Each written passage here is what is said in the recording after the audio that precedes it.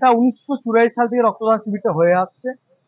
তো আমরা প্রতি বছর এই রক্তদান শিবিরটা আয়োজন করেছি দুর্গাপূজার আগে। এই দুটো মূলত আমাদের উদ্দেশ্য থাকে। একটা উদ্দেশ্য হচ্ছে আমরা জানি মানুষ এরপর আস্তে আস্তে ফেস্টিভ মুডে ঢুকে যাবে, অর্থাৎ পুজোর যে পরিবেশ সেখানে ঢুকে যাবে। সেই সময় ব্লাড ব্যাংকে প্রচুর পরিমাণ রক্তের প্রয়োজন হয়। এই দুর্গাপূজাতে কালী পূজা এই মৌসুমে প্রচুর পরিমাণে থ্যালাসেমিয়া পেশেন্ট, যারা রক্তের অভাবে যারা দীর্ঘদিন ধরে দেখে আসছে সাফার করছে, সেই থ্যালাসেমিয়া যারা পেশেন্ট তারা যাতে কোনোভাবে তার জন্য কোনো সমস্যার সম্মুখীন না হয় সেটা হচ্ছে প্রধান লক্ষ্য। দ্বিতীয় হচ্ছে আমরা জানি অনেক অ্যাক্সিডেন্ট এবং অনেক গুরুত্বপূর্ণ অপারেশন এই সময় হয়ে থাকে। তো আমরা চাই রক্তদান শিবিরের মাধ্যমে সেই সমস্ত ব্লাড ব্যাংকগুলোকে সচল রাখা, এটাই আমাদের ক্যাম্পের মূল উদ্দেশ্য। এছাড়া আমরা প্রায় 500 জনের ক্যাম্প করতে চলেছি। আমরা আশা করছি আমরা সেই সংখ্যাটা ছাপিয়ে যেতে পারবো।